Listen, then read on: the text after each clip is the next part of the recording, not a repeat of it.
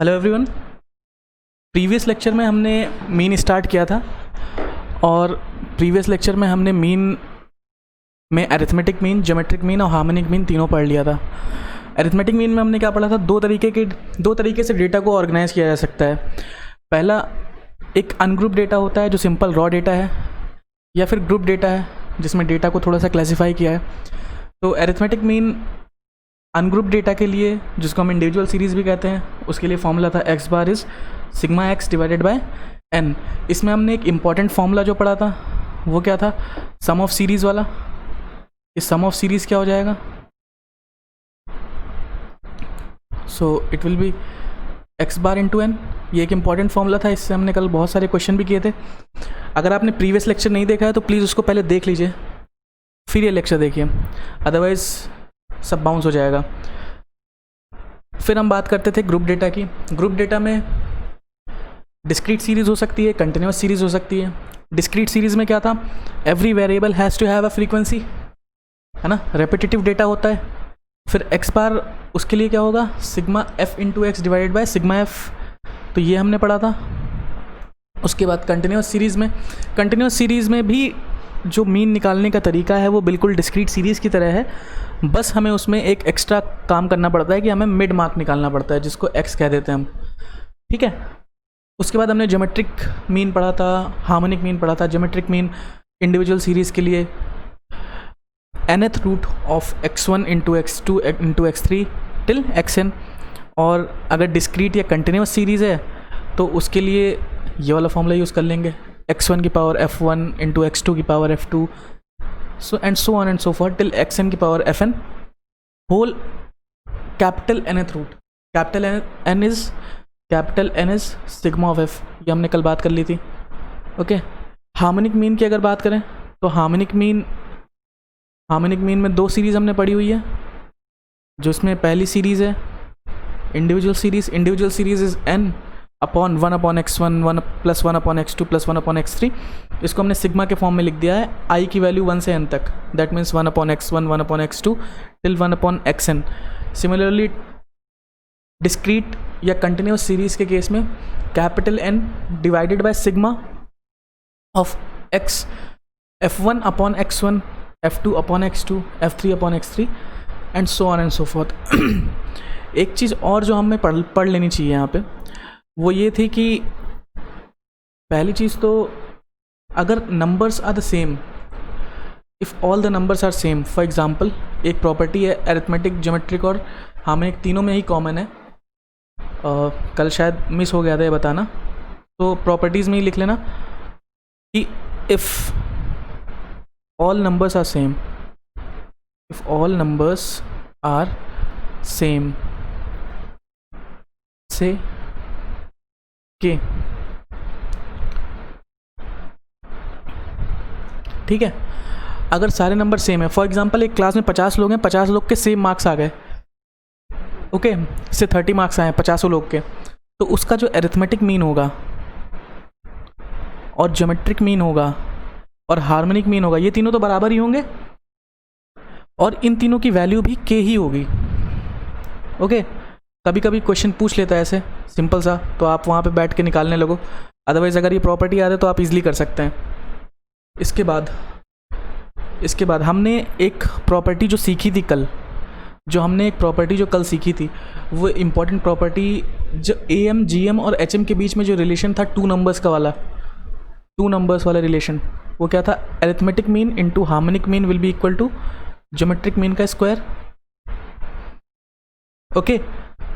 और अगर दो नंबर से ज़्यादा नंबर है और डिफरेंट नंबर है, ओके, तो मोर देन टू नंबर्स, तो AM will always be greater than GM will always be greater then harmonic mean, okay. तो ये प्रॉपर्टीज़ हमने कल पढ़ी थी, ये वाली प्रॉपर्टीज़ मैं शायद कल बताया नहीं था, इनडायरेक्टली मैंने बता दिया था, लेकिन नंबर सेम होगा, ये ध्यान रखेंगे। कुछ क्वेश्चंस कर लेते हैं, और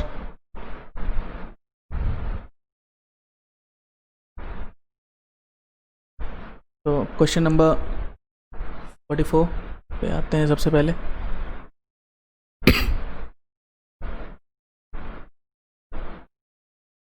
44 हमने कर रखा था, कल। क्वेश्चन नंबर 52 देखते हैं। ओके, इंपॉर्टेंट क्वेश्चन है। क्वेश्चन नंबर 52, आप वीडियो को पॉज करके रीड कर सकते हैं, मैं ऐसे ही बता देता हूँ। If the arithmetic mean between two numbers, तो AM दे रखा है, दो नंबर्स का है। सबसे इंपॉर्टेंट बात कि टू नंबर्स की बात कर रहा है ये, टू नंबर्स। ओके, तो दो नंबर्स का एरिथमेटिक मीन 64 है, ज्योमेट्रिक मीन 16 है, हार्मोनिक मीन क्या होगा? तो सिंपल, अगर हमें प्रॉपर्टी याद है दो नंबर वाली, arithmetic mean into harmonic mean will be equal to geometric mean square. हमें निकालना क्या है? Harmonic mean, it will be equal to geometric mean square by arithmetic mean. Geometric mean तुम्हें 16 दे रखा है, तो 16 का स्क्वायर 16 इंटू 16, एरिथमेटिक मीन 64, कुछ नहीं करना है, इसको कैंसिल कर देना है, 4, so harmonic mean will be 4। This was question number 52। So harmonic mean will be 4, therefore B option is the right answer. I hope आप समझ रहे होंगे कि बहुत ज़्यादा लेंदी क्वेश्चंस नहीं पूछते एग्जामिनेशन में। ओके, एक और क्वेश्चन करते हैं, क्वेश्चन नंबर 89। लेट मी सी, क्वेश्चन नंबर 89 सेम क्वेश्चन, उसी टाइप का एक बार और एग्जाम में पूछा हुआ है, 2014 दिसंबर का क्वेश्चन है। क्वेश्चन नंबर 89 फिर से यहाँ पे देखेंगे, arithmetic mean of two numbers. तो two numbers is very important. तो अरिथमेटिक मीन दे रखा है 10, ज्योमेट्रिक मीन दे रखा है 8। आपसे पूछ लिया इस बार हार्मोनिक मीन क्या होगा, तो harmonic mean, arithmetic mean into harmonic mean will be equal to geometric mean square. Therefore harmonic mean will be equal to G square by A equals to 8 into 8 divide by 10, 2 4s are 2 5s are, so it will be 24 by 5, so it will be 6 point, sorry,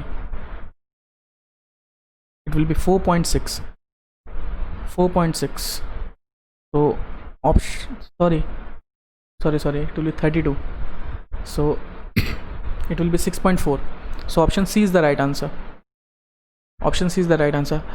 I hope आप देख रहे होंगे कि सिर्फ number change किया, question वही था, ठीक है। तो पास्ट एग्जाम क्वेश्चन करने का एक फ़ायदा होता है कि रिपीटेटिव क्वेश्चंस आ जाते हैं कभी कभी। तो we have done question number 89। Question number 91 देखते हैं।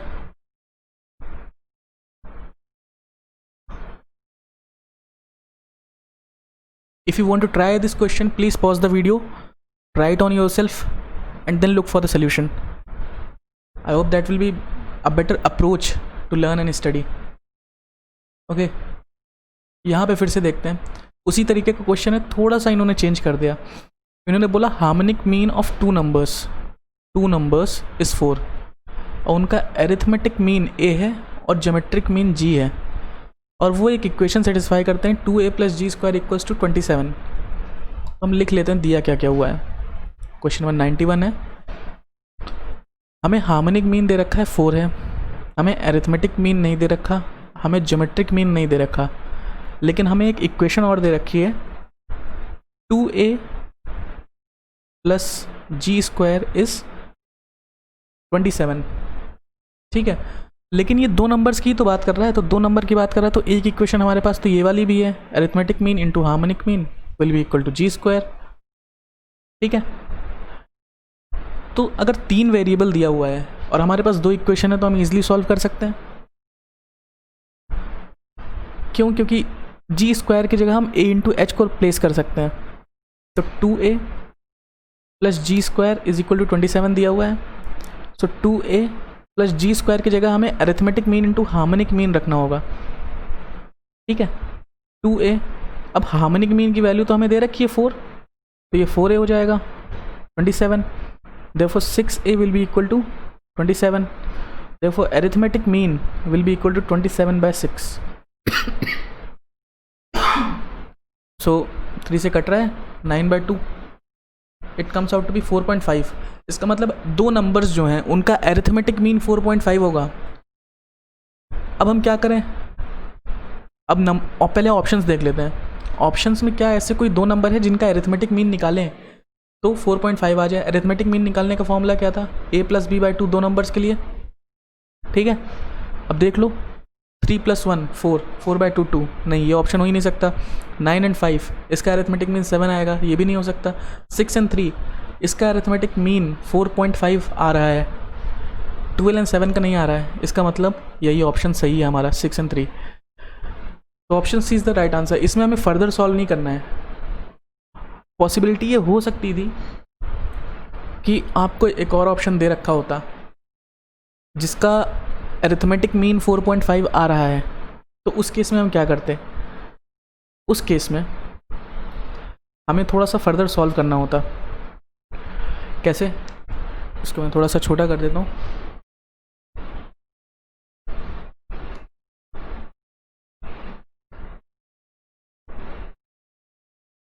उस केस में हमें फर्दर सॉल्व करना होता। अरिथमेटिक मीन की वैल्यू होती है a + b/2। सो नंबर्स हम a और b मान लेते हैं, तो ये 4.5 दिया हुआ था, तो सम ऑफ द टर्म्स क्या आ जाएगा? 9 आ जाएगा। 2 को इधर भेजेंगे, तो ये इक्वेशन 1 हो गई। ठीक है। Harmonic mean of two numbers क्या होता है? Harmonic mean of two numbers होता है 2ab divided by a + b। ठीक है, ये दिया हुआ था। हार्मोनिक मीन हमें 4 दिया हुआ है, और a + b की वैल्यू हमें अभी भी पता चली 9 है, तो 2ab/9 = 4। तो यहाँ से हमें ab की वैल्यू कितनी आ जाएगी? 2 से 4 2 कैंसिल हो गया, 9 2 = 18। तो ये सेकंड इक्वेशन है। अब हमें a + b पता है और a भी पता है, तो हम यहाँ से a - b की वैल्यू निकाल लेते हैं। a - b की वैल्यू, a - b की वैल्यू निकलेगी √of a + b का होल स्क्वायर -4 टाइम्स ab। तो ये क्या आ जाएगा? So it will be a + b whole square is 91। So a + b whole square is 91, 4 times 18, so 91 - 72, it will be √of 9, so it will be 3। तो a - b 3 है। अब simultaneous equation से इसको सॉल्व कर सकते हैं, तो 2a will be equal to 12, therefore a will be equal to 6। अगर a 6 है तो b की वैल्यू 3 आ जाएगी, therefore 6 and 3 will be the right option. Option C is the right answer. I hope, लेकिन हमें इतना इस क्वेश्चन में सॉल्व नहीं करना पड़ा, क्योंकि हमें अरिथमेटिक मीन पता चल गया 4.5 है, और ऑप्शन में किसी भी दो नंबर्स के अरिथमेटिक मीन 4.5 नहीं था, है ना।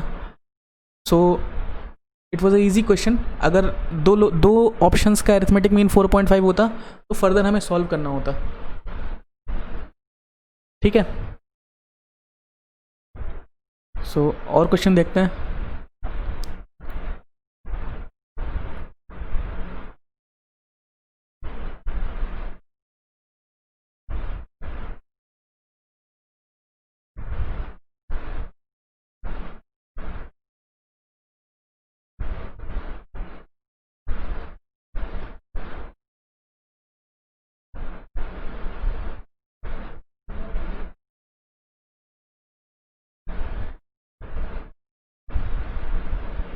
क्वेश्चन नंबर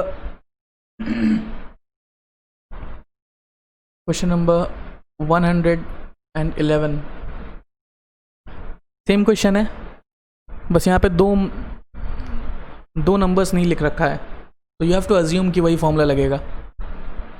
2017 जून का क्वेश्चन है, यू हैव टू अज्यूम कि ये दो नंबर्स की ही बात कर रहे हैं इन क्वेश्चन नंबर 111।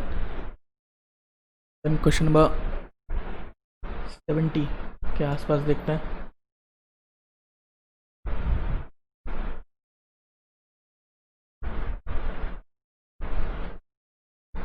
ठीक है, ये हार्मोनिक मीन का क्वेश्चन आ गया फिर से। एवरेज स्पीड की बात कर रहा है।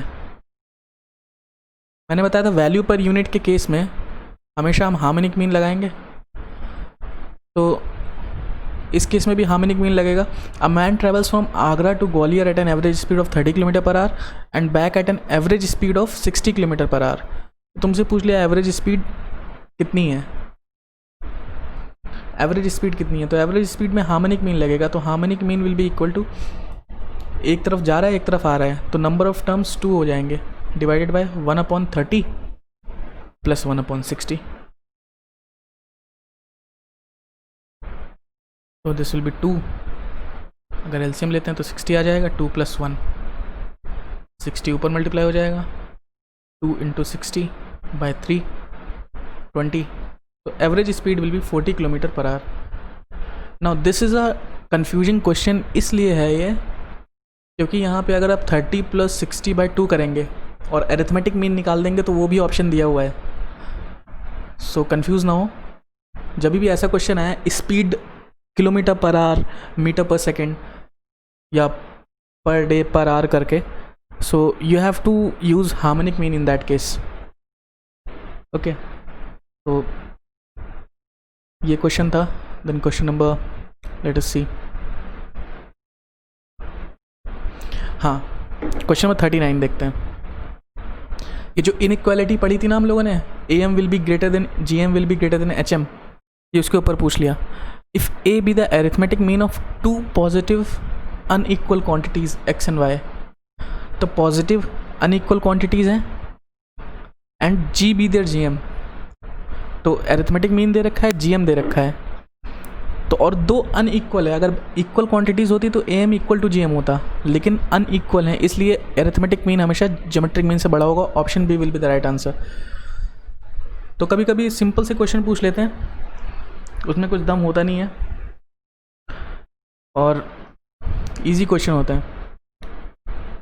और क्वेश्चन देख लेते हैं, जैसे ये तो बहुत ही सिंपल क्वेश्चन है। ज्योमेट्रिक मीन आपसे पूछ लिया 8, 4 और 2 का, तो ज्योमेट्रिक मीन क्या होता है? √n x1 x2 से लेके xn तक।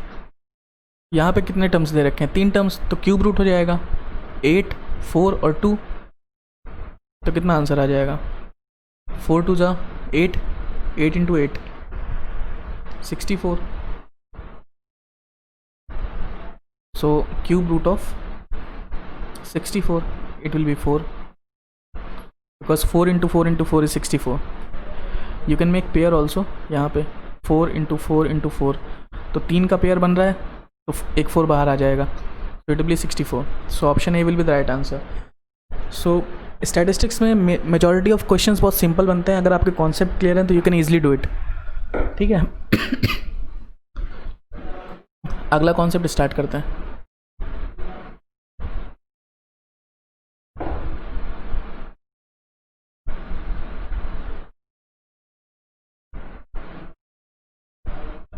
अगला कॉन्सेप्ट स्टार्ट करते हैं।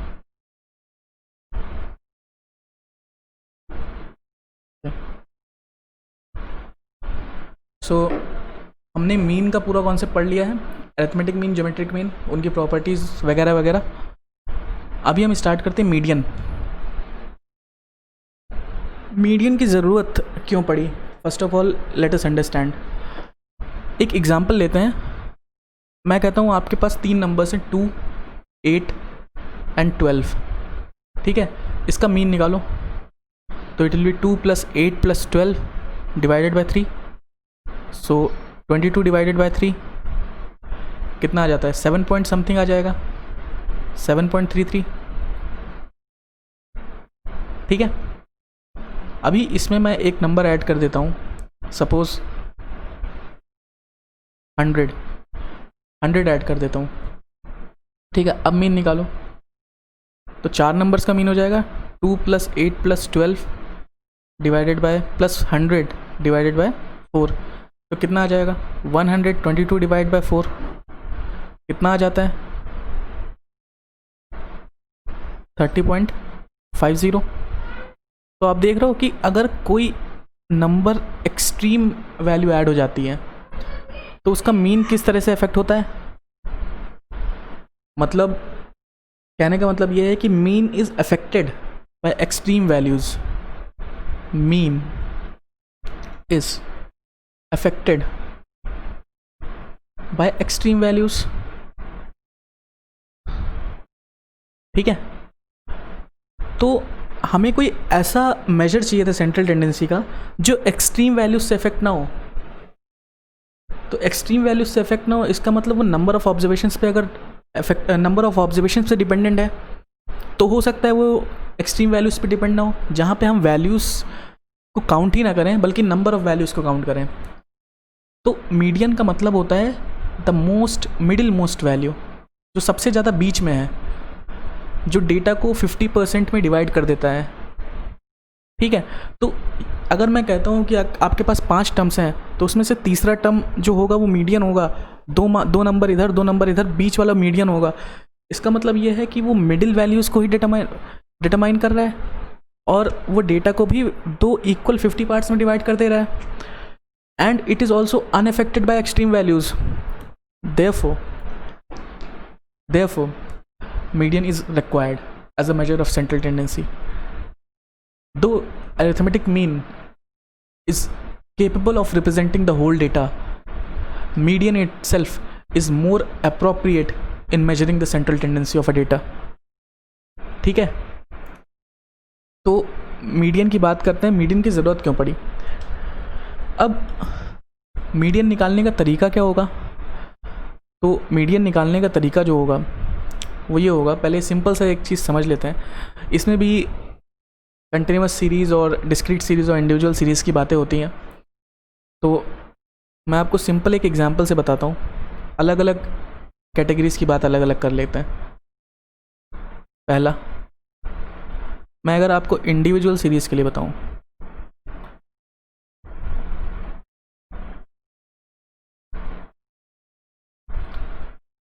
ठीक है, तो इंडिविजुअल सीरीज़ में एक एग्जांपल लेते हैं, फिर समझते हैं। एग्जांपल है 5, 7, 19, 11, 12, 15, 27 एंड 24। ठीक है, तो कितने नंबर ऑफ डेटा हो गए? 3, 3, 6, 2, 8। एक और ले लेते हैं, 23 ले लेते हैं। देन 9 डेटा, 9 मार्क्स हैं सपोज। तो सबसे पहला काम मीडियन निकालने के लिए क्या होगा कि अरेंज देम इन असेंडिंग और डिसेंडिंग ऑर्डर। किसी भी ऑर्डर में अरेंज कर सकते हैं। तो अरेंज यूजुअली असेंडिंग ऑर्डर में करते हैं, इन असेंडिंग ऑर्डर। तो असेंडिंग ऑर्डर में अरेंज करेंगे सबसे पहले डेटा को, तो क्या आ जाएगा? 5, फिर 7 है, फिर 11 है, 12, 15, 19, देन वी हैव 23, 24 एंड 27। ठीक है, तो 9 डेटा है। Now you have to find कौन सा ऐसा डेटा है जो डेटा को इक्वली डिवाइड करता है। कौन सी मिडिल मोस्ट वैल्यू है इसमें? तो कौन सी होगी? तो यू कैन सी कि 15 है आई थिंक। 1, 2, 3, 4 इधर है, 1, 2, 3, 4 इधर है, 15 है। अब सुनना, इसका फॉर्मूला क्या दे दिया उन्होंने कहा कि जो n+1/2th वैल्यू होगी, कितनी? n+1/2th value. For example in our case n is 9, so 9+1/2th value, so this is 10+2, that is 5th value.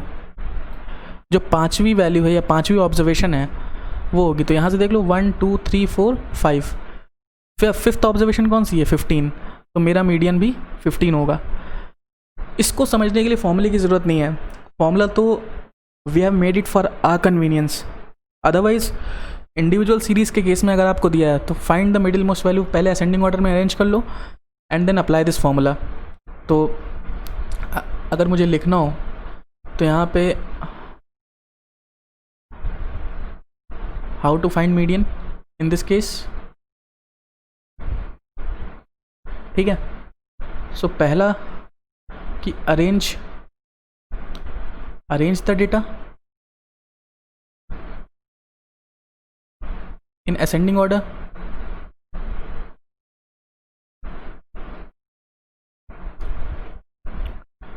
Then apply this formula, that is n+1/2th observation. जो ऑब्जर्वेशन होगी वो मीडियन हो जाएगा। अब दिक्कत कहाँ आ जाएगी? दिक्कत यहाँ आ जाएगी कि एक और एग्जांपल लेते हैं पहले समझने के लिए।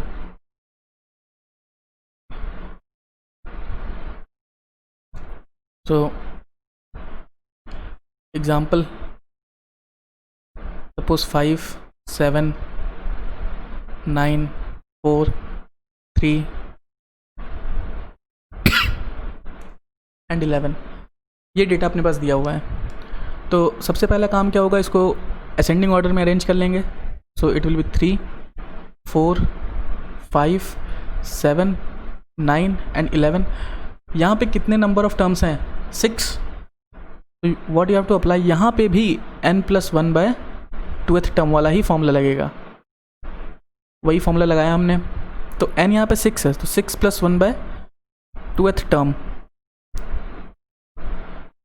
तो this will be 7/2, that means 3.5, 3.5th term. ठीक है, यहाँ पे भी आपको दिख रहा होगा डेटा जो हमारा मीडियन होगा वो इन दो नंबर्स के बीच में कहीं पे होगा, तभी तो it will be able to divide the data into 2 halves. ठीक है, तो 3.5th टर्म बोला हुआ है उन्होंने। तो 3.5th टर्म को हम कैसे लिखते हैं, जब भी हम मीडियन फाइंड आउट करते हैं तो उसको ऐसे लिखते हैं, थर्ड टर्म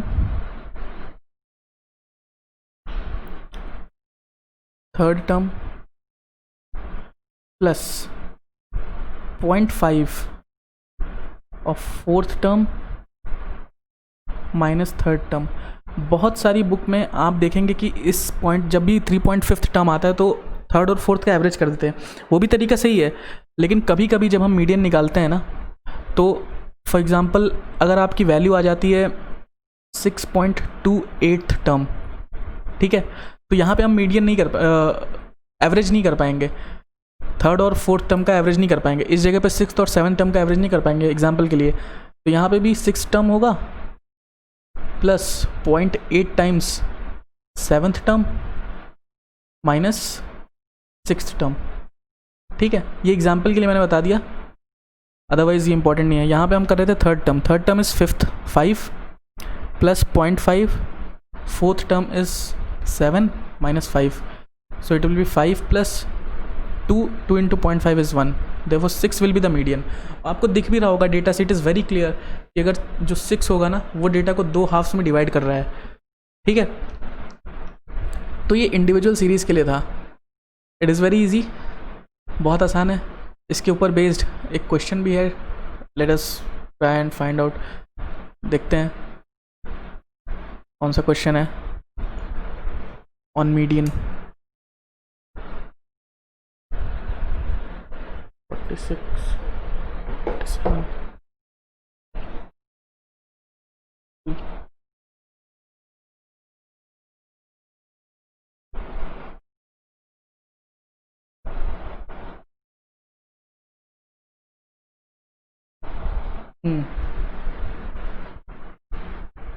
आपसे बोल दिया है क्वेश्चन नंबर 57, इंडिविजुअल सीरीज़ का ही क्वेश्चन है, 2011 दिसंबर एग्जाम में आया हुआ है।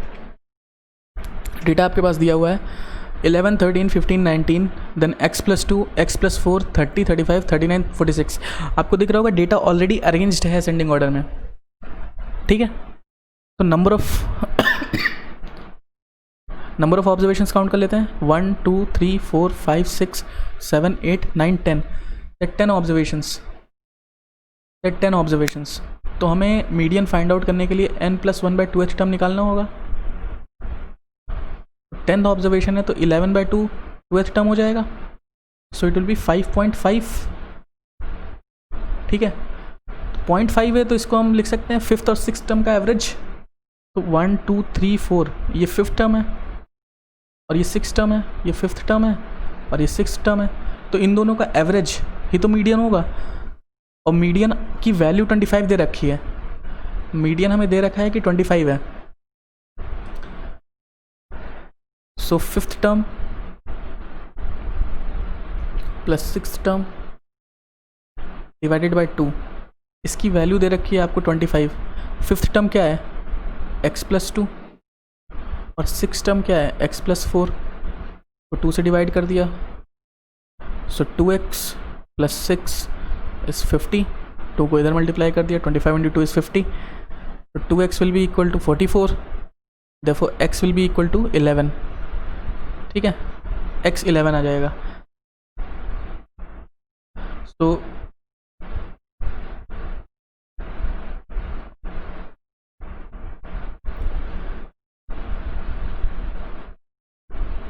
ओके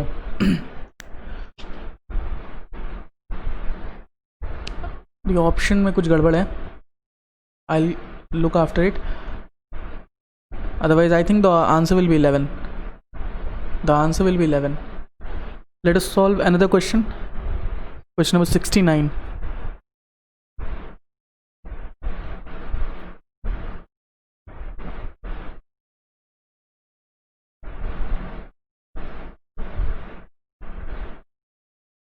ओके ये अभी बाद में करेंगे, ये अभी मैंने पढ़ाया नहीं है। तो ठीक है, हमने इंडिविजुअल सीरीज़ के बारे में पढ़ लिया। अभी देखते हैं डिस्क्रीट सीरीज़। डिस्क्रीट सीरीज़ में क्या करेंगे हम,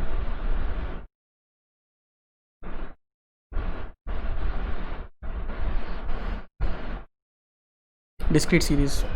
ओके सो डिस्क्रीट सीरीज़ में भी वही फॉर्मूला यूज़ होगा, लेकिन डिस्क्रीट सीरीज़ में फ्रीक्वेंसी दी होती करस्पॉन्डिंग वेरिएबल्स के अगेंस्ट। ठीक है, तो एक एग्जांपल लेके देखते हैं। Suppose these are the marks of students और ये उनकी फ्रीक्वेंसी दी हुई है। ठीक है, डिस्क्रीट में हमेशा फ्रीक्वेंसी दी होगी। सपोज मार्क्स हैं 5, 7, 8, 9, 11 और फ्रीक्वेंसी दी हुई है 3, 2, 5, 4 एंड 6। तो टोटल नंबर ऑफ टर्म्स कितने हैं गिन लेते हैं, सिग्मा एफ कर लेते हैं। सो 3 to 5, 5, 5, 10, 10, 20, 20 लोगों के मार्क्स दिए हुए हैं। तो हमें भी यहाँ पे सबसे पहले यही फाइंड करना होगा n+1/2th टर्म। ठीक है, सो n+1 is 20 + 1/2th term, 21/2 that is 10.5th term. ठीक है, अब 10.5th टर्म निकालेंगे कैसे, तो हमें इसके लिए पहले यहाँ पे क्यूमुलेटिव फ्रीक्वेंसी निकालनी होती है। ध्यान रहे क्यूमुलेटिव फ्रीक्वेंसी, यही एक सबसे इम्पॉर्टेंट पॉइंट है मीडियन निकालते समय। In case of discrete series and continuous series cumulative frequency निकालेंगे। क्यूमुलेटिव फ्रीक्वेंसी कैसे निकालेंगे, ये फ्रीक्वेंसी 3 है, फिर उसके बाद 3, इसमें 2 जोड़ देंगे इसकी फ्रीक्वेंसी तो 5 आ जाएगा, फिर 5 में इसमें फिर ये 5 जोड़ देंगे 10 आ जाएगा, फिर 10 में इसकी फ्रीक्वेंसी जोड़ देंगे 14 आ जाएगा, फिर 14 में 6 जोड़ देंगे 20 आ जाएगा। तो फाइनली 20 जो सम ऑफ फ्रीक्वेंसीज होगा वो लास्ट में आपका 20 आ जाना चाहिए। दैट मीन्स आपने कैलकुलेशन सही करी है, गलत नहीं करी है। अब हम देखेंगे 10.5th किस क्लास में लाई करता है। 10.5, अब आप देखें ये 5 मार्क्स लाने वाले 3 लोग हैं, मतलब 3 ऑब्जर्वेशंस यहाँ ख़त्म हो गई, फिर 2 लोग यहाँ बढ़ गए, मतलब अब तक 5 ऑब्जर्वेशंस हो गई।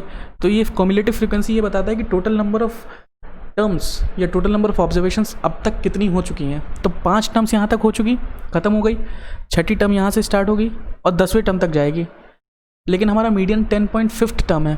ठीक है, तो मतलब 10.5 इस क्लास में कहीं आना चाहिए, इस क्लास में कहीं आना चाहिए। ये है हमारा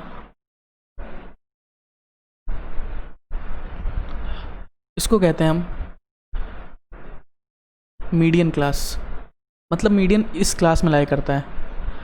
और मीडियन की वैल्यू क्या हो जाएगी, अगर आपको क्लास पता चल गया तो सिंपल जो 9 लिखा हुआ है ना, जो ऑब्जर्वेशन है वही हमारा मीडियन हो जाएगा। तो मीडियन इस केस में क्या हो जाएगा 9। ठीक है, और देख लेते हैं एक एग्जांपल करके। पहले स्टेप लिख लेते हैं, यहाँ पे स्टेप लिख लेते हैं। कभी कभी हो सकता है ये आपको मार्क्स असेंडिंग ऑर्डर में ना दिए हों, even in case of discrete series, तो आपको सबसे पहला काम असेंडिंग ऑर्डर में करना है। ठीक है, सबसे पहला काम arrange in ascending order, ascending order. ठीक है, और असेंडिंग ऑर्डर अरेंज करते समय ध्यान रहे उसकी फ्रीक्वेंसी उसी के सामने होनी चाहिए, इधर उधर मत कर देना। फिर n+1/2th टर्म निकालेंगे। ठीक है, n का मतलब क्या होता है, सिग्मा एफ, इस चीज़ का हमेशा ध्यान रहना चाहिए, ठीक है। फिर जो भी टर्म आएगी करस्पॉन्डिंग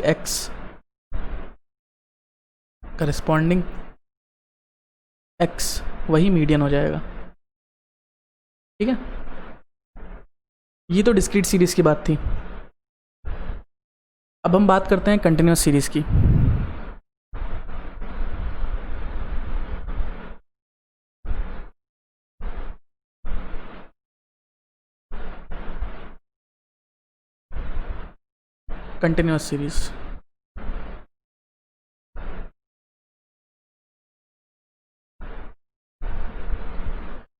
कंटिन्यूस सीरीज़ में एक एग्जांपल ले लेते हैं। सपोज मार्क्स ही हैं और उसकी फ्रीक्वेंसी दे रखी है 0 से 10, 10 से 20, 20 से 30, 30 से 40 एंड 40 से 50। फ्रीक्वेंसी है 5, 3, 2, 3 एंड से 7। तो हम क्यूमुलेटिव फ्रीक्वेंसी निकाल लेंगे लगे हाथ। 5 देन 5 + 3 8, 8 + 2 10, 10 + 3 13, 13 + 7 is 20। सबसे पहला काम करेंगे कि कंटिन्यूस सीरीज़ है, यहाँ पे हमें एक चीज़ का ध्यान रखना है। कंटिन्यूस सीरीज़ में सबसे पहला काम n/2th टर्म निकालेंगे। यहाँ पे n+1/2th टर्म नहीं निकलेगा। ये बहुत ही ज़्यादा इम्पॉर्टेंट पॉइंट है, ठीक है। एक बार सिग्मा एफ निकाल लो, 20 आ रहा है, ठीक है। तो n/2th टर्म कितना हो जाएगा? 20/2th टर्म, सो 10th टर्म, ठीक है।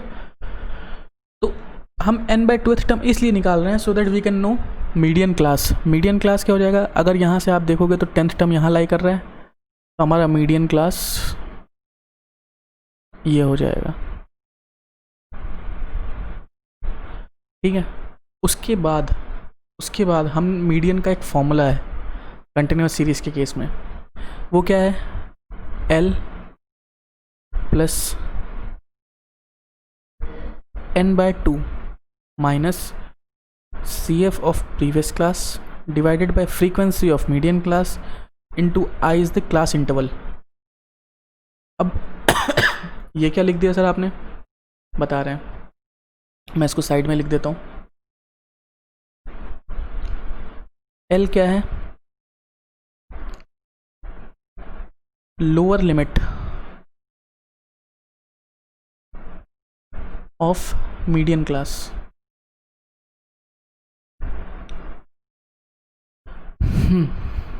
फिर n/2 आपको पता है। CF ऑफ P क्या है? Cumulative frequency of previous class, मतलब मीडियन क्लास से पहला वाला। यहाँ पे इन दिस केस 8 हो जाएगा, ठीक है। F क्या है? Frequency of median class,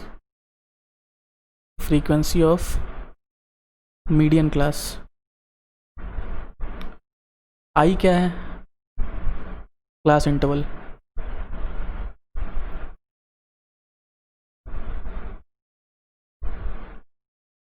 I क्या है? Class interval. I class interval है। क्लास इंटरवल क्या होता है? जो लोअर लिमिट होती है क्लास की और अपर लिमिट, ये लोअर लिमिट है 20 और 30 अपर लिमिट है, इन दोनों का डिफरेंस 10, वो हो जाता है क्लास इंटरवल। फ्रीक्वेंसी क्या होगी? 2 हो जाएगी इस केस में, ठीक है। और cumulative frequency of previous class 8 हो जाएगी। लोअर लिमिट 10 हो जाएगी, सॉरी 20 हो जाएगी लोअर लिमिट, और उसको हम इस वैल्यू में रख देंगे। सो लोअर लिमिट 20 है, n/2 10 है, फ्रीक्वेंसी ऑफ प्रीवियस क्लास 8 हो जाएगी, फ्रीक्वेंसी ऑफ दिस क्लास 2 हो जाएगी, इंटू 10, तो this will be 20 plus 2/2 into 10, तो ये कट जाएगा, इट विल बी 30, तो हमारा मीडियन 30 हो जाएगा। ठीक है, इस फॉर्मूले को एक्सप्लेन थोड़ा सा कर देता हूँ अगर आपको समझ में आए तो, क्योंकि फॉर्मूला रटना तो कभी कभी हम एग्जामिनेशन में भूल जाते हैं। कंटिन्यूस क्लास, जब भी हम बात करते हैं कंटिन्यूस क्लास की, तो one thing is very clear कि हम ये मानते हैं कि डेटा इज़ इवनली डिस्ट्रीब्यूटेड। ठीक है, इवनली डिस्ट्रीब्यूटेड। यहाँ पे देखो आप 10th टर्म आया हुआ है मीडियन, मतलब 10वां टर्म। आप देख रहे हो 8वां टर्म यहाँ पे ख़त्म हो गया इसके प्रीवियस क्लास में, मतलब 9th टर्म और 10th टर्म वही सिर्फ 20 से 30 के बीच में लाई कर रहा है। मतलब 2 टर्म ऐसे हैं जो सिर्फ 20 और 30 के बीच में लाई कर रहे हैं। इसका मतलब क्या हुआ? इसका मतलब ये हुआ कि अगर मेरा डेटा इवनली ऑर्गेनाइज्ड है ना, अगर मेरा डेटा इवनली ऑर्गेनाइज्ड है तो हम ये मानेंगे कि 10th टर्म तो लास्ट टर्म हो गई यहाँ पे। ठीक है, और 2 ही वैल्यूज़ यहाँ पे आ रही है, फ्रीक्वेंसी मतलब 2 वैल्यूज़, तो हमें 10 - 8 मतलब 8 यहाँ पे चला गया, 2 वैल्यूज़ बची 10 में से, 10वां टर्म था, 8 चला गया, 2 वैल्यूज़ बची। 2 वैल्यूज़ को कितने में चलना है? 2 वैल्यूज़ में ही चलना है, मतलब फ्रीक्वेंसी उसकी 2 दे रखी है, तो उसका लास्ट टर्म ही तो हो जाएगा, उसका लास्ट टर्म ही तो हो जाएगा उस क्लास का।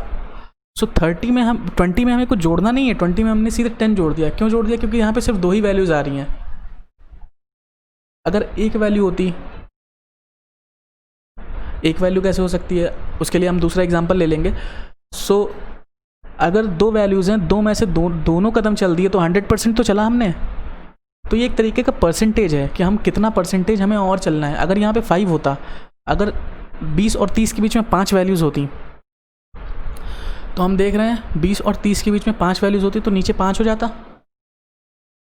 फॉर एग्ज़ाम्पल अगर 20 और 30 के बीच में 5 वैल्यूज़ होती तो ये 20 हो गया, यहाँ पे ऊपर 2 आ गया, और 20 और 30 के बीच में 5 वैल्यूज़ होती हैं, अगर सपोज़ यहाँ पे 5 होता तो आप देखो कि इसमें 4 जुड़ जाता। ठीक है, क्यों? क्योंकि हमें दो कदम चलना है, कितने में से? 5 में से, तो 40% ही तो चल रहे हैं 10 में से, तो 4 इसलिए ऐड होगा। 10 का 40% 4 हो जाएगा ना। तो एक्चुअली ये परसेंटेज बेसिस पे हम इसको एडिशन कर रहे हैं लोअर लिमिट में, ताकि हम मीडियन को फाइंड आउट कर सकें। हो सकता है मीडियन अगर डेटा अगर हमें अलग से दिया हो, इंडिविजुअल डेटा दिया हो, तो ज़रूरी नहीं कि मीडियन हमारा 30 आए। ये हमने यहाँ पे अज्यूम किया हुआ है, data is evenly organised and therefore the median will be 30। ठीक है, यहाँ तक बात समझ में आई? नाउ ये तो मीडियन की बात हो गई। लेट अस सी मीडियन की प्रॉपर्टीज़ क्या होती हैं। लेट अस सी मीडियन की प्रॉपर्टीज़ क्या होती हैं।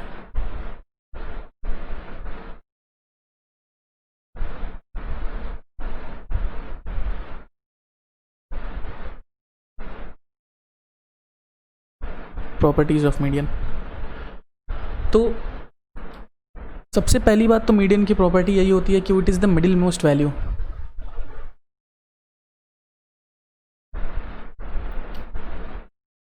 ठीक है, सबसे पहली property, that is it divides the data into 2 halves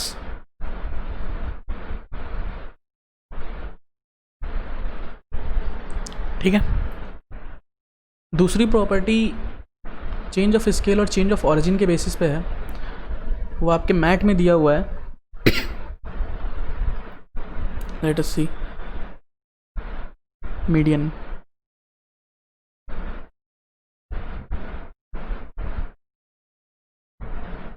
हाँ, तो एक ये दिया हुआ है कि अगर 2 कांस्टेंट a और b है और मीडियन, और वो दोनों ऐसे रिलेटेड हैं, y is equal to a plus b x, ये वही है चेंज ऑफ स्केल और चेंज ऑफ ऑरिजिन। तो मीडियन भी अफेक्टेड होता है चेंज ऑफ स्केल और चेंज ऑफ ऑरिजिन से।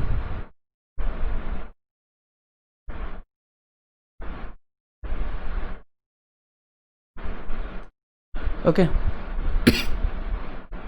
तो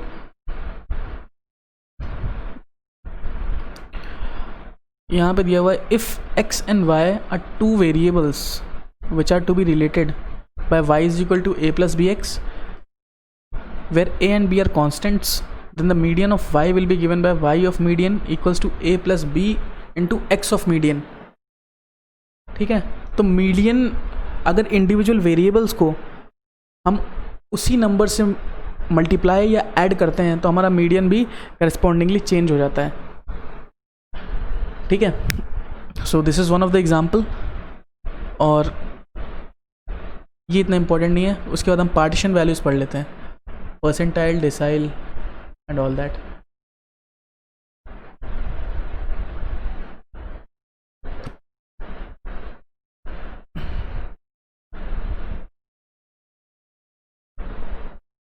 तो हम पार्टीशन वैल्यूज पढ़ने आ रहे हैं. Partition values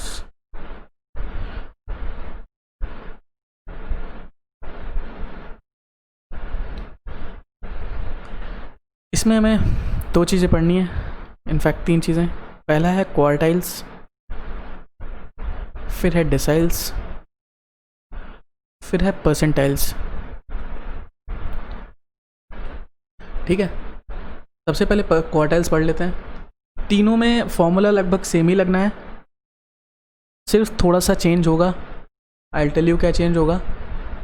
otherwise overall formula जो एप्लीकेबिलिटी है फॉर्मूले की वो लगभग सेम है. क्वार्टाइल्स की बात कर लेते हैं.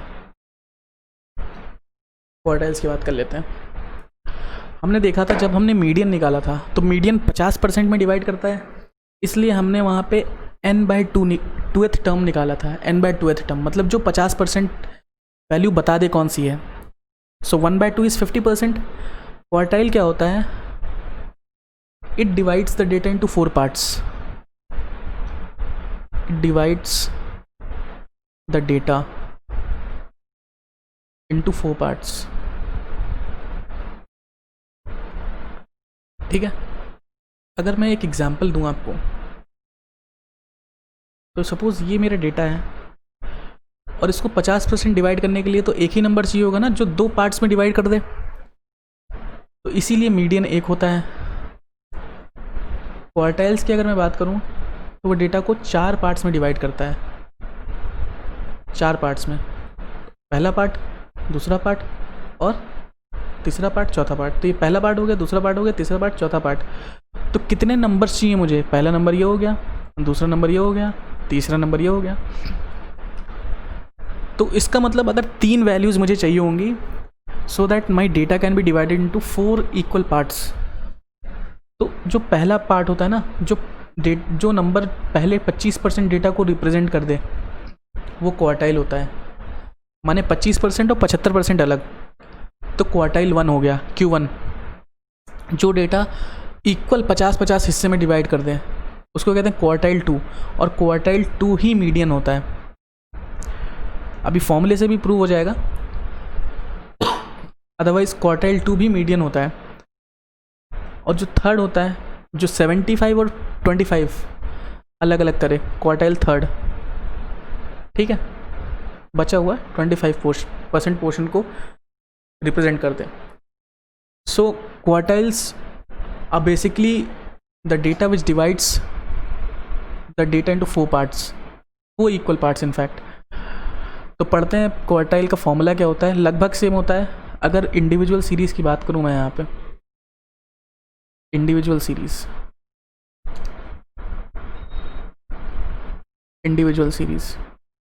और डिस्क्रीट सीरीज़ दोनों में सेम फॉर्मूला लगेगा जैसा कि मीडियन में हमने देखा था.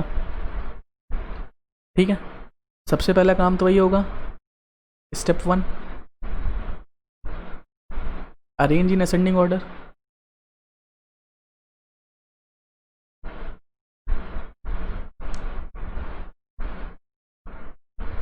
फिर स्टेप 2,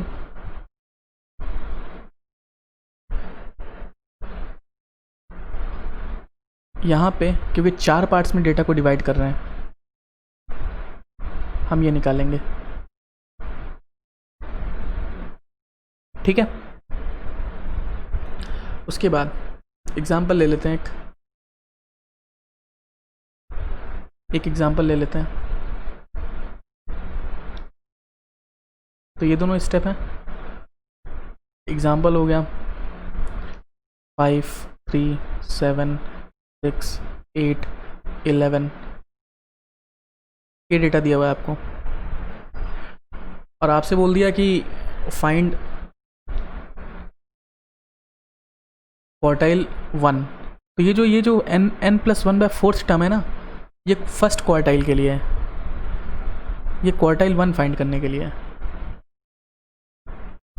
ठीक है। सिमिलरली क्वार्टाइल 2 फाइंड करने के लिए क्या हो जाएगा,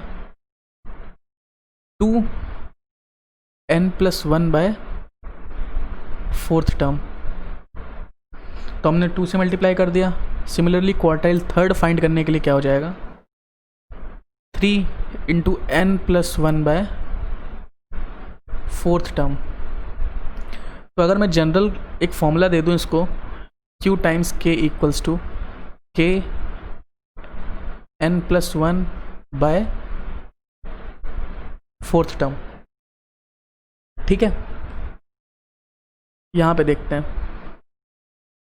तो इसको असेंडिंग ऑर्डर में अरेंज करेंगे सबसे पहले। तो it will be 3, 5, 6, 7, 8 and 11, 6 numbers हैं। तो अगर मैं क्वार्टाइल 1 निकालूं तो it will B n+1/4 term, तो 6 + 1 7/4 टर्म, तो कितना आ जाएगा,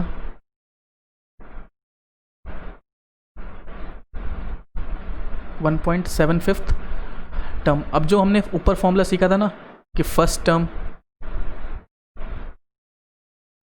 plus 0.75, second term minus first term, so it will B, पहला टर्म 3 है, सेकेंड टर्म 5 है, सो it will B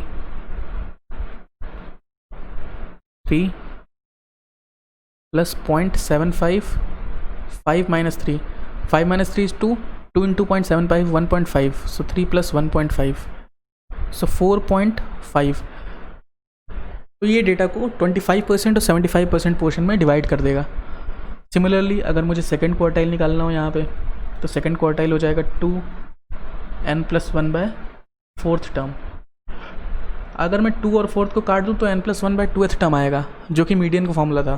so I hope you understand, जो सेकंड क्वार्टाइल होता है वही मीडियन होता है। तो it will be 6, 7/2th term, it will be 3.5th term. So 0.5 आया है तो इसका एवरेज ले लेते हैं 3 और 4 का। सो थर्ड और फोर्थ इज 6 and 7, तो 6 and 7 का एवरेज, 6 and 7 का average, so it will B 6.5। ये सेकंड क्वार्टाइल हो जाएगा। Similarly third quartile 3 times of n+1/4, तो it will B 1.75 × 3, 1.75 × 3, it will be 5.25th term, 5.25th term। तो इस केस में फिफ्थ टर्म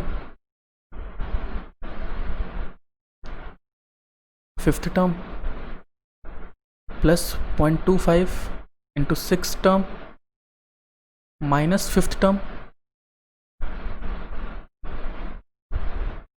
तो फिफ्थ टर्म है हमारा 8 + 0.25, 8 - 11 - 8 3, तो 0.75, सो 8.75 ये आंसर हो जाए।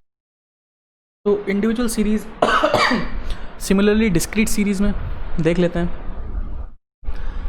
डिस्क्रीट सीरीज़ में देख लेते हैं, डिस्क्रीट सीरीज़ में देख लेते हैं। ये इंडिविजुअल सीरीज़ का था, एक डिस्क्रीट सीरीज़ का एग्जांपल ले लेते हैं। दोनों में फॉर्मूला सेम ही लगना है। डिस्क्रीट सीरीज़ का एग्जांपल लेते हैं।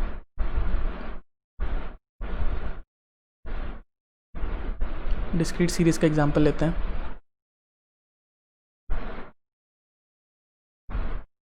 और हमें फ्रीक्वेंसी दे रखा है, एक्स और एफ दे रखा है। सपोज 5 उसकी फ्रीक्वेंसी 3 है, 4 उसकी फ्रीक्वेंसी 2 है, देन वी हैव 6 उसकी फ्रीक्वेंसी 7 है, then we have 10 2, then we have 15 उसकी फ्रीक्वेंसी 1 है। ठीक है, तो सबसे पहला काम होगा कि इस डेटा को मैं अरेंज करूं असेंडिंग ऑर्डर में। ठीक है, और अरेंज करने के बाद फिर हम फॉर्मूला लगा सकते हैं। सो एक्स एफ 4 है और उसकी करस्पॉन्डिंग फ्रीक्वेंसी यहाँ लिखनी है। Then we have 5, then we have 6, then we have 10 and then 15 1। Sum of frequencies कितना है? 2 3 5 12 12 3 15। ठीक है, और क्यूमुलेटिव फ्रीक्वेंसी भी निकाल लेंगे। क्यूमुलेटिव फ्रीक्वेंसी क्यों? क्योंकि मीडियन के केस में भी हमने क्यूमुलेटिव फ्रीक्वेंसी निकाला था, और quartile is also a type of median, इसी वजह से हम यहाँ पे क्यूमुलेटिव फ्रीक्वेंसी निकालेंगे। 2 देन 2 + 3 5 5 + 7 12 12 + 2 14 14 + 1 15। ठीक है, अब क्वार्टाइल 1 निकालते हैं।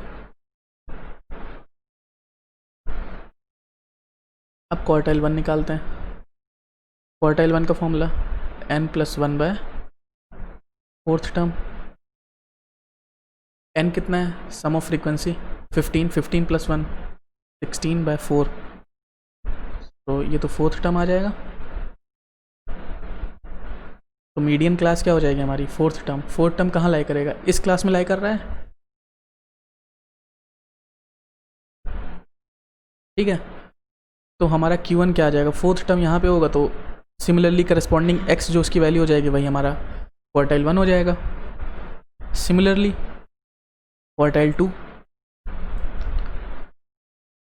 वो तो n + 1/4, इसको 2 से मल्टीप्लाई कर देते हैं। ठीक है, तो ये आ जाएगा 16/4 × 2 2th टर्म। तो 8th टर्म जो भी होगा, तो 8 कहाँ लाई कर रहा है? इस जगह लाई कर रहा है, क्योंकि 5 टर्म यहाँ ख़त्म हो गए। तो 5 के बाद 6 7 8 9 10 11 12 वो इस क्लास में लाई कर रहा होगा। तो मैं हाईलाइट कर देता हूँ, वो इस क्लास में लाई कर रहा होगा। ठीक है, तो करस्पॉन्डिंग जो x की वैल्यू होगी वही मीडियन हो जाएगा, सॉरी सेकंड क्वार्टाइल हो जाएगा। और थर्ड क्वार्टाइल की वैल्यू क्या होगी? क्वार्टाइल थर्ड की वैल्यू हो जाएगी 3n + 1/4th टर्म, तो ये आ जाएगा 12th टर्म।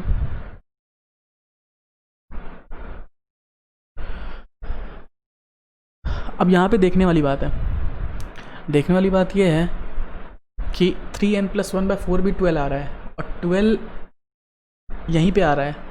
जो सेकंड क्वार्टाइल का क्लास है वही थर्ड क्वार्टाइल का भी क्लास है, तो करस्पॉन्डिंग जो वैल्यू होगी 6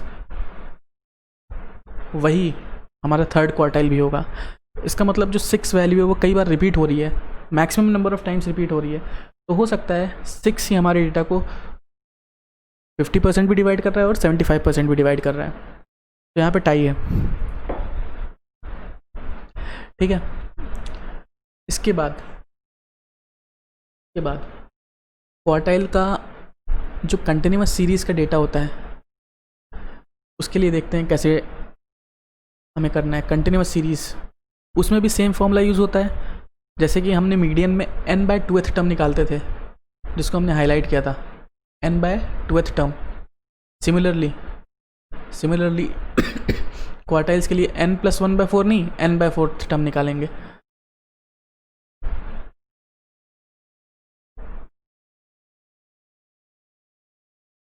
कंटिन्यूअस सीरीज़,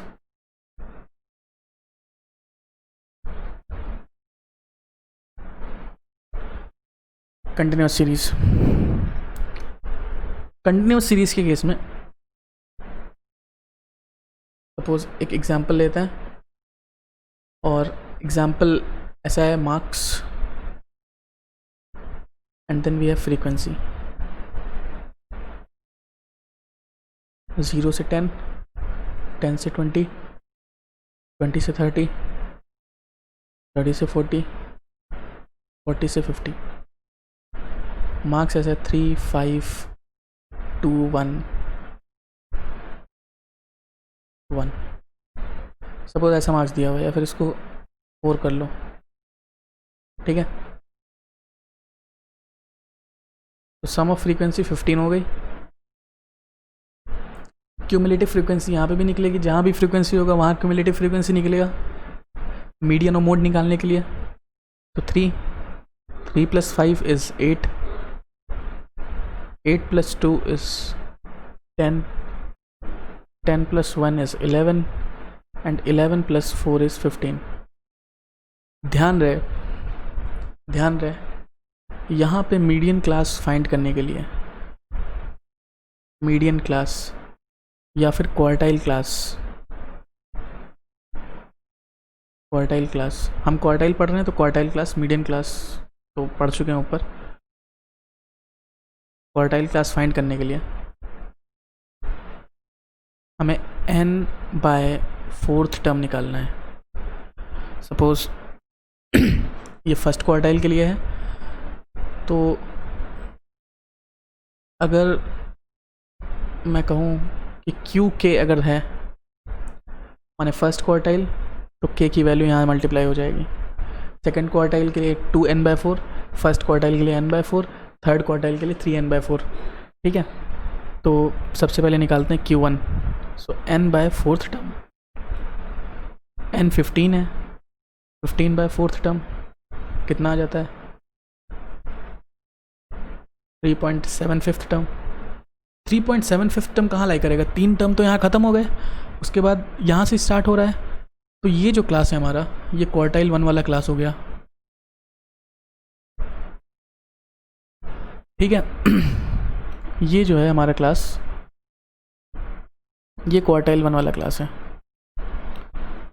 ये क्वार्टाइल 1 वाला क्लास है। अब क्वार्टाइल 1 निकालने का फॉर्मूला कंटिन्यूस में क्या है, आपको मीडियन का फॉर्मूला याद है? मीडियन में हमने जो फॉर्मूला पढ़ा था वो कुछ इस तरह था। मीडियन निकालने का फॉर्मूला कुछ इस तरह था, L + n/2 - CF / F, CF of previous class * I, ऐसा कुछ फॉर्मूला था। क्वार्टाइल का भी फॉर्मूला कुछ ऐसे ही है, L + K × n/4, मतलब K मतलब जो भी क्वार्टाइल निकाल रहे हैं first second third, - CF of previous class / frequency of quartile class * I। लेकिन उससे पहले हमें K n/4 निकालना पड़ेगा, ठीक है, ताकि हमें उसकी क्लास पता चल सके मीडियन की क्लास कौन सी है। अब यहाँ पे Q1 की जो वैल्यू है वो 3.75 टर्म आ गया, तो Q1 हमारा आ जाएगा। अब फॉर्मूला रख देते हैं, तो formula L is 10 + K × n/4, that is 1 × n/4, that is 3.75 -3 / ये 5 लिखा हुआ है, ये 5 लिखा हुआ है, तो 5 × 10, तो it will be 10 + 0.75 / 5 × 10 will be 1.5, so 11.5। ये पहला क्वार्टाइल है। सेकंड क्वार्टाइल क्या है, सेकंड क्वार्टाइल के लिए हमें 2n/4 निकालना पड़ेगा। सेकंड क्वार्टाइल की क्लास जानने के लिए 2n/4, तो 2n/4 2 × n कितना है 15 / 4, that is 30/4, that is 7.5 term. अब देखें 7.5 टर्म भी यहीं लाई कर रहा है, उसका भी क्लास यही है, यही Q2 क्लास भी है। क्यों? क्योंकि क्यूमुलेटिव फ्रीक्वेंसी 8 यहाँ पे है, 3 से मतलब 4 से 8 तक सारी वैल्यूज़ इसी क्लास में लाई कर रही हैं, तो फिर इसके लिए भी वही फॉर्मूला लग जाएगा 2n/4 minus CF divided by F into I. तो लोअर क्लास लोअर लिमिट इसकी भी 10 है, plus 2n/4 is 7.5, 7.5 minus CF is 3 divided by F is 5 into 10। तो it will be 10 plus 4.5 into 2, that is 9, so it will be 19. So quartile 2 is 19. Similarly quartile 3 देखते हैं क्या आ रहा है। quartile 3 के लिए कौन सी क्लास आ रही है? quartile 3 will be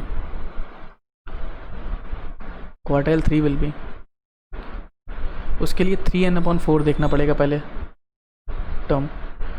3n/4 कितना आ जाएगा? 3 इंटू 15/4, तो it will B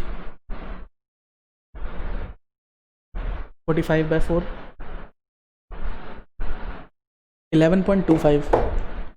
11.25 fifth term. ठीक है, देखो क्यूमुलेटिव फ्रीक्वेंसी में कहाँ लाई कर रहा है ये टर्म, क्यूमुलेटिव फ्रीक्वेंसी में कहाँ लाई कर रहा है? 11.25। सो 11.25 यहाँ लाई करेगा, 11 यहाँ ख़त्म हो गया, सो आखिरी वाला जो है वही 11.25 वहाँ लाई करेगा। तो ये हमारा क्वार्टाइल थर्ड का क्लास है। ठीक है, तो अब क्वार्टाइल थर्ड निकालते हैं फॉर्मूले में रख के। So quartile third will B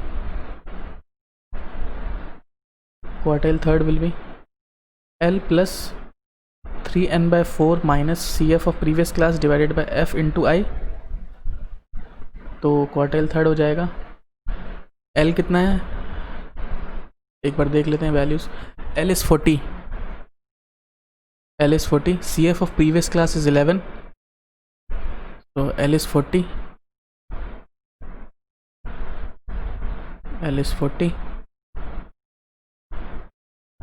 3n/4 11.25 है, CF ऑफ प्रीवियस क्लास 11 है, इसकी फ्रीक्वेंसी 4 है। एक बार फ्रीक्वेंसी चेक कर लेता हूँ।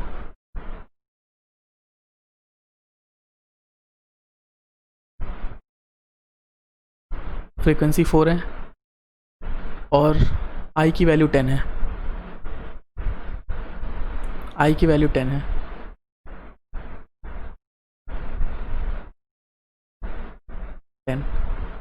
So it will be 40 plus 0.25 divided by 4 into 10। तो कैलकुलेट कर लेते हैं।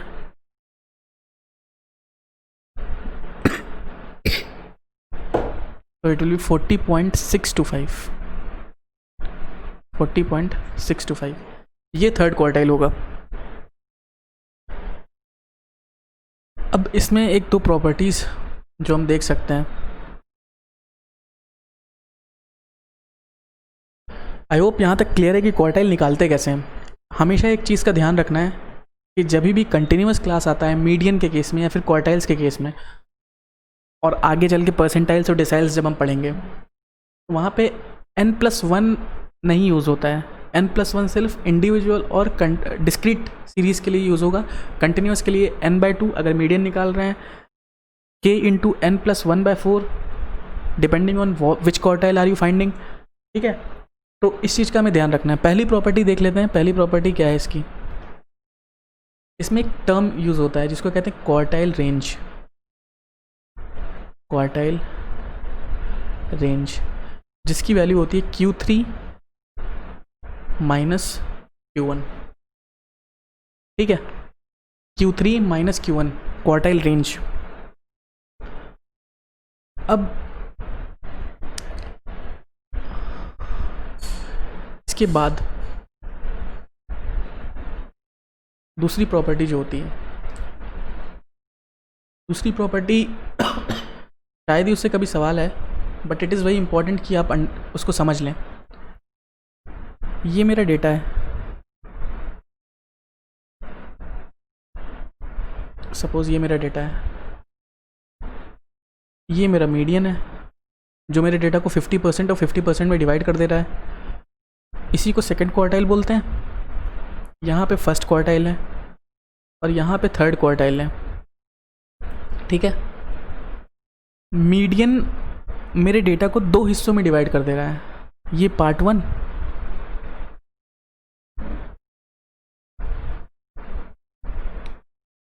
और ये पार्ट 2,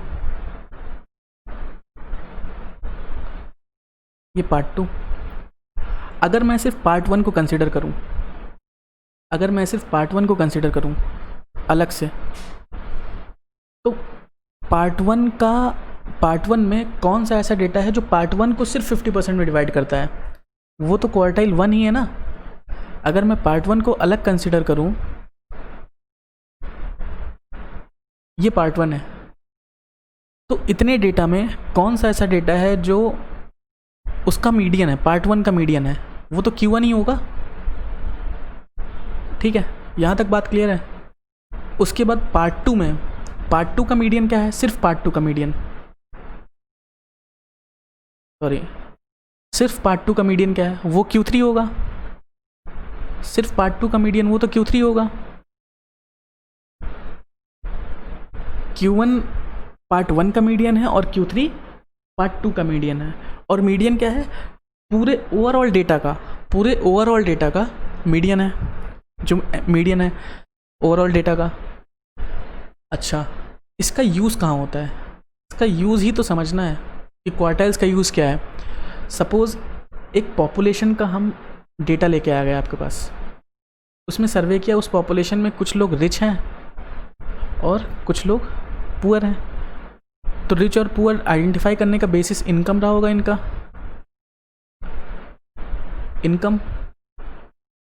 इनकम के बेसिस पे रिच और पुअर आइडेंटिफाई किया इन्होंने। सपोज इन्होंने इस पूरे डेटा का, इस पूरे पॉपुलेशन की मीडियन इनकम निकाली, मीडियन इनकम निकाली, ठीक है। मीडियन इनकम निकाली तो इसका मतलब डेटा को 2 भाग में इन्होंने डिवाइड कर दिया मीडियन से। सपोज 2 भाग में डिवाइड कर दिया। सपोज यहाँ वाले ना दे आर पुअर और इधर वाले पार्ट 2 वाले दे आर रिच, ठीक है।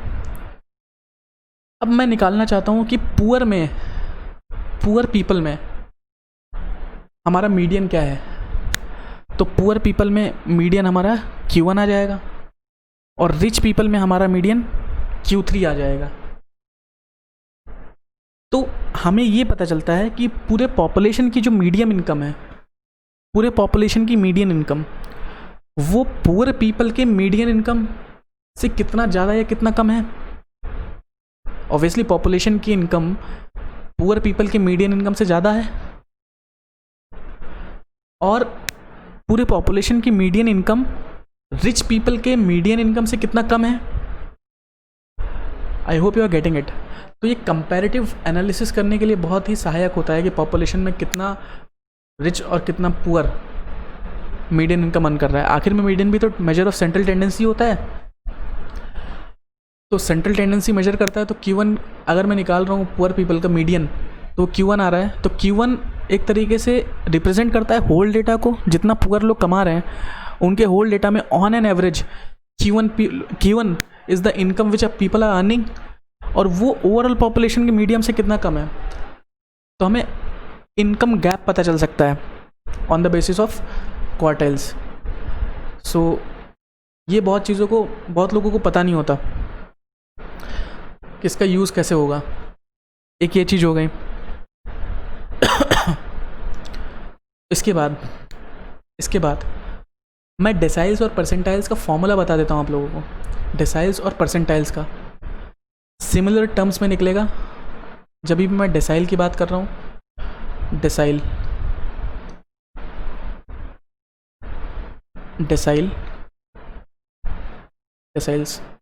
मतलब there are the data which divides the whole data, the numbers which are, the observations which divide the data into 10 parts.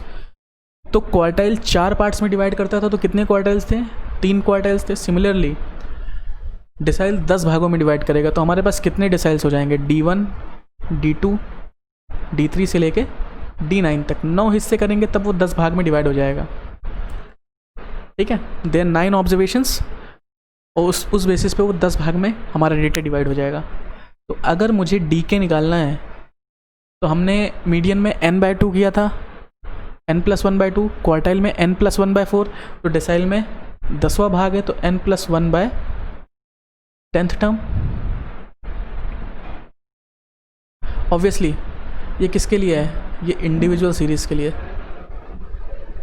ये इंडिविजुअल या फिर डिस्क्रीट सीरीज़ के लिए।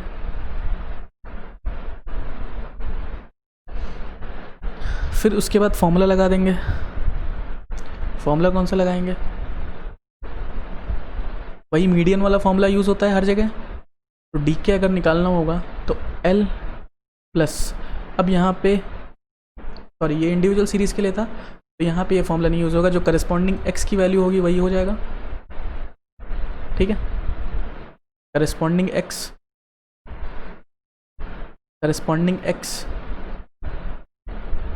वही हमारा डेसाइल हो जाएगा। जो भी डेसाइल निकाल रहे हैं 1 2 3 4 जो भी निकाल रहे हैं। उसके बाद अगर मैं कंटिन्यूस सीरीज़ की बात करूं,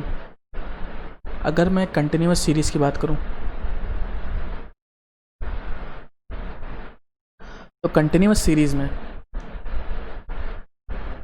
हमारा डी के, हमें ध्यान होना चाहिए यहाँ पे n/10th इंटू kth टर्म निकालेंगे। यहाँ पे 1 ऐड नहीं होगा, ना मीडियन में ऐड किया था, ना क्वार्टाइल्स में ऐड किया है, ना डेसाइल्स में ऐड करेंगे, ना परसेंटाइल में ऐड करेंगे।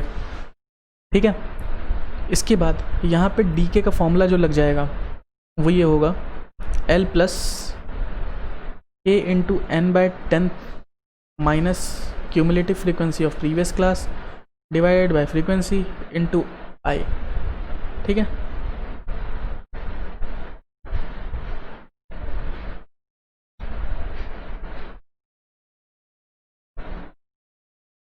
तो ये बहुत इंपॉर्टेंट है।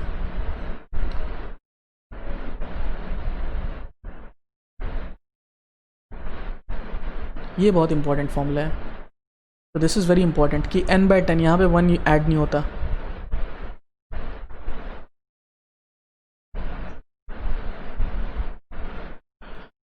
सिमिलरली सिमिलर नोट पे परसेंटाइल भी निकलता है। परसेंटाइल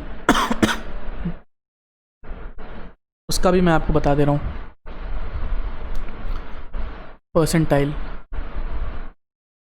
परसेंटाइल कैसे निकलेगा, परसेंटाइल्स, ठीक है, परसेंटाइल्स में भी इंडिविजुअल या फिर डिस्क्रीट सीरीज़ के लिए।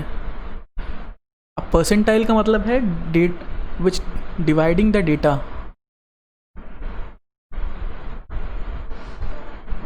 इनटू 100 पार्ट्स, 100 पार्ट में डिवाइड कर रहे हैं। तो इंडिविजुअल या डिस्क्रीट सीरीज़ में क्या हो जाएगा, इंडिविजुअल डिस्क्रीट सीरीज़ में अगर हमें kth परसेंटाइल निकालना है तो k इंटू n+1/100th टर्म निकाल लेंगे, और जो करस्पॉन्डिंग x वैल्यू आ जाएगी वही हमारा परसेंटाइल हो जाएगा। ठीक है, लेकिन कंटिन्यूअस सीरीज़ में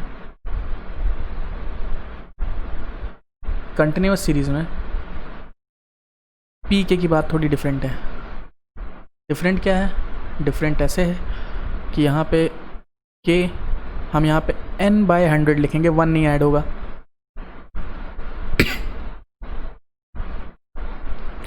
फिर उसके बाद हम फॉर्मूला लगा देंगे, जो भी हमें पी के निकालना है। हम ये क्यों निकालते हैं, ताकि हमें उसकी median class, quartile class, decyl class या परसेंटाइल क्लास पता चल सके। परसेंटाइल क्लास पता चल जाएगी तो आप फॉर्मूला लगा सकते हैं L plus k into n/100 minus CF of previous class divided by F into I. तो फॉर्मूला मीडियन वाला ही है, अलग अलग डेटा जिस हिसाब से जितनी बार डिवाइड हो रहा है उस हिसाब से यहाँ पे चेंज हो रहा है, और सिर्फ ये चेंज हो रहा है। इनिशियली मीडियन में n/2 था, उसके बाद क्वार्टाइल में kn/4 आया, है ना। Q1 Q2 Q3 के जगह पे k की वैल्यू 1 2 3 हो जाएगी। फिर डेसाइल्स में kn/10 आया, फिर परसेंटाइल्स में kn/100 आ रहा है। सो चेंज सिर्फ ये हो रहा है, ठीक है, otherwise everything remains the same. Okay, तो काफ़ी अलग अलग चीज़ें हमने पढ़ी है। अगर हम समअप करें इन चीज़ों को, तो इंडिविजुअल सीरीज़ इतना टफ नहीं है। इंडिविजुअल सीरीज़ में आप easily n+1/10, n+1/100, n+1/4, n+1/2 ये सारी चीज़ें निकाल सकते हैं, इजीली निकाल सकते हैं। लेकिन कंटिन्यूअस सीरीज़ में थोड़ी सी दिक्कत आ सकती है। तो मैं अगर समअप कर दूं, लेक्चर को समअप कर दूं, तो हमने पार्टीशन वैल्यूज़ जितनी भी हैं, पार्टीशन वैल्यूज़, ठीक है, तो उसमें सबसे पहला तो मीडियन ही पढ़ा था।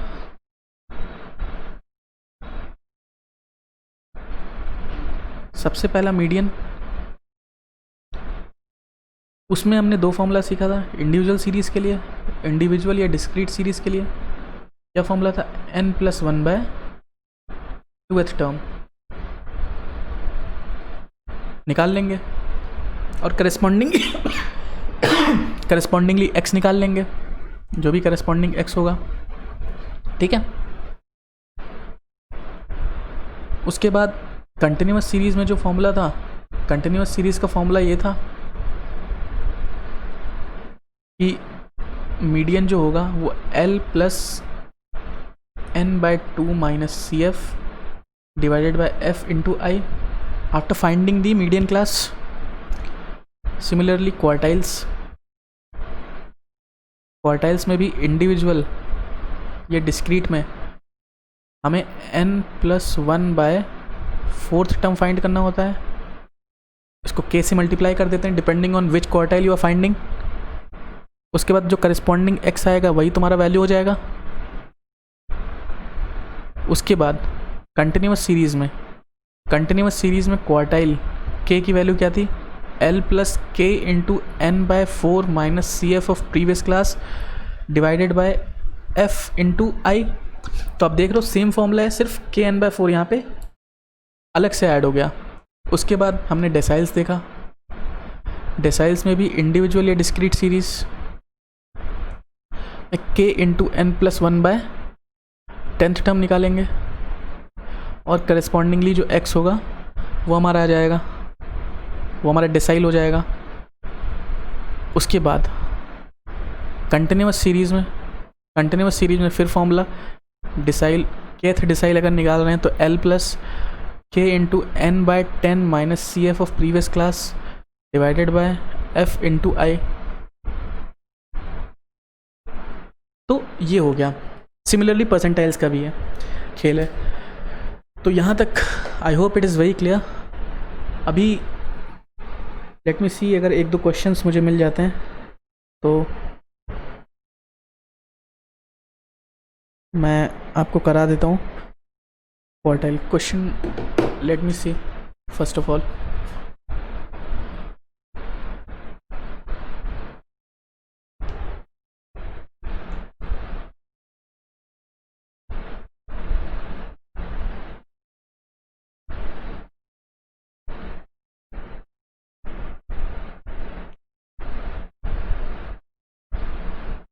Okay, question number 82। ये स्टेटमेंट्स दिया हुआ है और हमें बताना है कौन सा स्टेटमेंट सही है। मैंने इसमें आपको बी स्टेटमेंट अभी नहीं पढ़ाया, मोड क्या होता है, बट मैं आपको बता दूं मोड इज़ द वैल्यू जिसकी सबसे ज़्यादा फ्रीक्वेंसी होती है, सबसे ज़्यादा बार जो आता है वो मोड होता है। तो mode is the mid value, ये तो गलत है, मिड वैल्यू तो मीडियन होता है, ठीक है, तो ये गलत हो जाएगा, B option is wrong. Median is based on all observations, देखते हैं ये सही है कि नहीं। Median is the second quartile, ये बात एकदम सही है। Mode is the fifth decile, mode तो हो ही नहीं सकता ना डिसाइल, वो तो मीडियन होता है। और median is based on all the observations, it is wrong. Median is not based on all the observations. Median individual observations पे डिपेंडेंट होता ही नहीं है. Median is dependent on number of observations, not all the observations. Therefore option A is also wrong. Option C is in fact correct answer. तो कभी कभी आपसे statement भी पूछ लेगा आपकी अंडरस्टैंडिंग को चेक करने के लिए कि whether you have understood the topic correctly और नॉट. ठीक है. और क्वार्टाइल्स पे आई हैव एक क्वेश्चन ये था. सो अभी फ़िलहाल इतना रहने देते हैं. नेक्स्ट क्लास में हम क्वेश्चंस करेंगे. इनफैक्ट मीडियन पे आई थिंक बहुत कम क्वेश्चन आए हुए हैं. मोड पे भी बहुत कम क्वेश्चन आए हुए हैं. सबसे ज़्यादा क्वेश्चन जो आते हैं वो मीन पे आता है और arithmetic, geometric mean, harmonic mean, उनके रिलेशन पे आ जाता है. प्रॉपर्टीज़ ऑफ मीन पे क्वेश्चन आ जाता है. So as far my observation ये ज़्यादा इंपॉर्टेंट टॉपिक्स हैं, लेकिन आप पढ़ के सभी जाइए. So thank you class.